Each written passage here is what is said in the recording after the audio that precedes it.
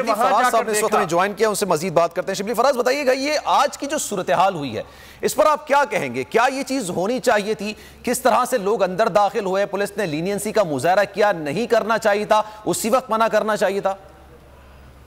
देखिए जी, जो पहली बात तो ये है कि जो मौलाना फजलुर रहमान ने किया है उसने ये एक बार फिर साबित किया है, जब इसको नैब ने बुलाया था और इसने कहा था कि मैं नैब के सामने 1 लाख लोग ले आऊंगा। ये समझते हैं अपने आप को कानून से बालातर, ये समझते हैं कि ये अपनी जो मजहब की चादर जो इन्होंने ओढ़ी हुई है उसके पीछे ये हर चीज जो इनके घिनौने इरादे हैं वो ये करते हैं। इस तरह के आज उन्होंने किया, खुद भी पहुंच गए उधर। ये अब देखिए पार्लियामेंट लॉजेस जो है तो एक बड़ी एक कोई ऐसे आप जत्थे नहीं ले जा सकते, और ये मौलाना ने अपनी वो दिखाने के लिए एक इसको मैं बदमाशी कहूंगा, यही तो, इसके अलावा तो कोई लफ्ज ज़हन में आता नहीं है कि उन्होंने एक उसमें दिखा दिया जहाँ पे कि हमारी वुमेन एमएनएस भी होती हैं, वो पार्लियामेंटेरियंस की जगह है, वहाँ पे ये घुस गए और एक पूरा ड्रामा रचा दिया। ये बुनियादी तौर पे इनको पता चल गया है कि अब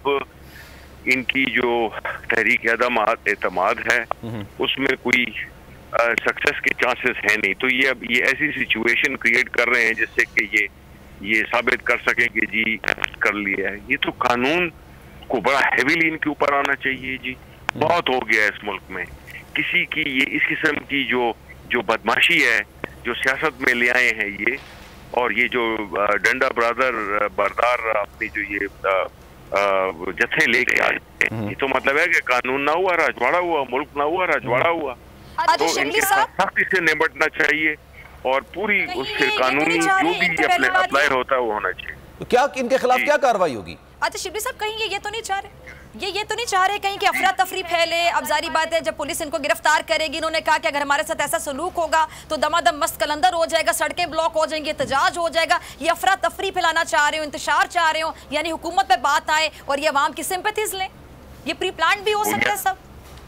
हुआ क्या है जी कि अवाम को नजर आ गया है कि ये सियासत के लिबादे में, मजहब के लिबादे में ये जो है तो क्रिमिनल्स हैं जिन्होंने के एक मुल्क में एनआरकी फैलाने की नाकाम कोशिश कर रहे हैं ये। और मेरा तो अपना जाती ख्याल यही है और हुकूमत भी यही करेगी कि इनको सख्त कानून के शिकंजे में, कानून को बड़ा हेवीली इनके ऊपर आना चाहिए। अब बहुत हो गया इनकी ब्लैकमेलिंग, अब ब्लैकमेलिंग में हम किसी के नहीं आएंगे। लेकिन सर ये भी तो होना चाहिए था ना कि इनको अंदर दाखिले की इजाजत ही ना मिलती। अगर मुझे ऐसा कोई और कारकुन अंदर जाता या जाने की कोशिश करता, मीडिया के कारकुन की मैं बात करता हूं, तब भी हमें एनआईसी दिखाना पड़ता। ये इतने सारे लोग अंदर जले कैसे गए? ये देखें, ये बदकिस्मत ये है कि ये किस तरह से, ये तो अब उनसे वो होगी कि उनको अंदर तक पहुंच कैसे गए। यस, मैं एग्री करता हूँ कि उनको बिल्कुल वहां पे पहुंचने की से पहले ही उनको रोक लेना चाहिए था, क्योंकि ये अंदर घुसकर और ये तो किस्म के जिस तरह के वो होस्टेज बना लेना होता है, सवाल कर सकता हूं? होस्टेज बना। जी बिल्कुल बिल्कुल जी। शिबली फराज साहब, मैं सिर्फ इतना जानना चाहूंगा, जमील फारूकी अर्ज कर रहा हूं सर, वहां पर मैं तकरीबन शाम 5 बजे से मौजूद था, 9:30 बजे के करीब जाके ऑपरेशन होता है and the SP city as well as DIG दोनों मौजूद थे। इतना टाइम क्यों लगा जब ऑपरेशन करना ही था? शिबली फराज साहब देखिए जी, उसकी बुनियादी वजह ये थी कि नेगोशिएशन पहले बड़ी कोशिश किया है कि इनको मुज़ाकरात के जरिए और इनको बिल्कुल एक बड़े पुरअमन तरीके से इनको वहां से वेकेट कराया जाए, लेकिन ये तो लातों के भूत हैं, ये बातों से समझते नहीं है। उसके बाद इसलिए ये टाइम जो लगा तो वो इनको कन्विंस कर रहे थे कि ये निकल आए, लेकिन उन्होंने नहीं किया तो तब ये हुआ। अच्छा, what do you think it's intentional? ये इंटेंशनल था क्योंकि वहां जाके इस तरह की एक्सरसाइज करना, उसकी वीडियोस बनाना, और उनको पता था कि इसके बाद कार्रवाई होनी है और कार्रवाई होनी है कि हमें गिरफ्तार किया जाएगा, और उस वक्त फिर मौलाना फजल रहमान का यह बयान सामने आ जाना कि जहां भी कारकुनान बार बंद कर दें, जैम कर दें। देखें, ये तो बिल्कुल प्लान था इनका, ये 100% प्लान था, और मौलाना का वहां पे पहुंच जाना और इस तरह की कॉल देना, ये तो मुल्क में एक किस्म की आपने अफरा तफरी पैदा करने के लिए आपने कॉल दी है। और ये तो इनको बिल्कुल पूरा कानून के उसमें इर्रेस्पेक्टिव ऑफ हर कि वो किसी पार्टी के सरबराह हैं, ये तो यही तो प्रॉब्लम बना दी है कि इन्होंने कि ये पार्टी के सरबराह होने की हैसियत से ये समझते हैं कि ये जो करना चाहें वो कर सकते हैं, कानून पे अप्लाई नहीं हो सकता। और ये जो है तो उसमें जो अज़ाइम है उनको पूरा करते हैं। तो बहुत हो गया, इनफ हो गया है, और हमने बड़ी लीनियंसी से काम लिया है, लेकिन अब जो है हम बिल्कुल लीनियंसी से काम नहीं लेंगे, बिकॉज हमने मुल्क को, अवाम को सिक्योर भी रखना है बहैसियत हुकूमत, और हमने इस तरह की अफरा तफरी पैदा करने वालों को जो कि बुनियादी तौर पे अब भाग रहे हैं इस अदम एतमाद से, और ये उससे पहले ही ये इससे विड्रॉ कर लेंगे, तो ये इस किस्म के ओछे हथकंडों पे उतर आए हैं। अच्छा, कल जब इमरान खान साहब की स्पीच हो रही थी तो मैं आज इनको पहले से अपनी नाकामी नजर आ रही है, पार्लिमानी तरीके से जो हुकूमत को गिराने चले थे इनको अपनी नाकामी नजर आ रही है, इसलिए ये इस तरह का इंतशार चाह रहे हैं, फेस सेविंग। बिल्कुल 100%, बिकॉज अब इनको पता चल गया है कि ये तो दाल गलने वाली नहीं है, तो अब इस तरह के माहौल, इस तरह के हालात क्रिएट करें जिसमें कि अफरा तफरी हो, और कुछ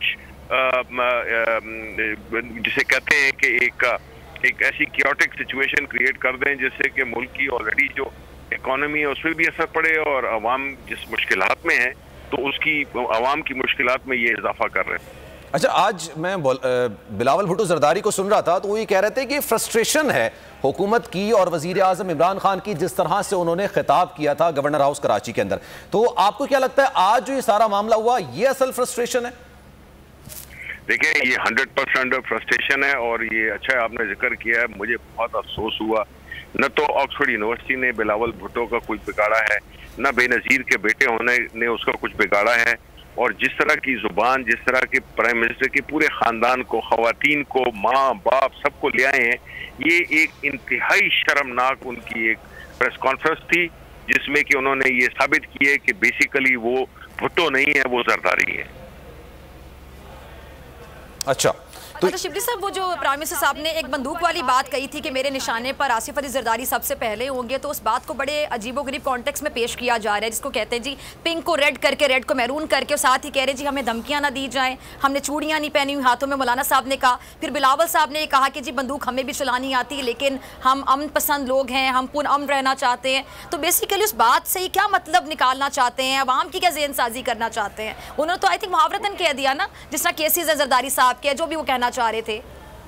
बिल्कुल बिल्कुल ऐसे ही है, और इनकी इस तरह की बातें, और ये आफ्टर थॉट्स हैं। पहले जिस तरह उन्होंने समा के वो जो ड्रोन था उस पे उनका पहले क्या रिएक्शन था, और अब आफ्टर थॉट उनको आई, तो क्योंकि ये बेसिकली बौखलाहट का एक तरीका है जिसमें कि वो जब उनकी अगर उनके पास नंबर्स होते, वो समझते कि उनकी तहरीक कामयाब हो जाएगी, तो वो एक डेमोक्रेटिक हद तक तो हम जो भी प्रोसेस था उनके जलसे को भी हमने आने दिया, किसी जगह रोका नहीं किया। लेकिन अगर ये इस पे बदमाशी पे उतर आए हैं तो फिर कानून अपना रास्ता पड़ेगा, और मेरे ख्याल में इनको सख्ती से इनके साथ डील करना चाहिए। ये बिल्कुल पॉलिटिकल लोग नहीं है, ये जो है तो ठग्स हैं, ये जो है तो इस मुल्क को डिस्टेबलाइज करना चाहते हैं, और इनको बिल्कुल कोई शिबली फराज साहब, क्या ऐसा मोमेंट आ सकता है इस सारी सिचुएशन के दौरान, क्योंकि इन्होंने अब रास्ते तो बंद करना शुरू कर दिए हैं, कॉल भी दे दी है हड़ताल की, स्ट्राइक की, ऐसा मोमेंट आ सकता है अगले 2-3 दिन में कि ये तहरीक अदम एतमाद को वापस ले लें? मुझे लगता है कि ये ऐसे ही होगा, बिकॉज अल्टीमेटली इनको पता चल गया है कि ये नाकाम हो गए हैं पॉलिटिकल तरीके से। जो डेमोक्रेटिक तरीका है जिसको हुकूमत ने न सिर्फ इनकरेज, सब्सक्राइब करें और बेल दबाएं ताकि कोई खबर रह न जाए।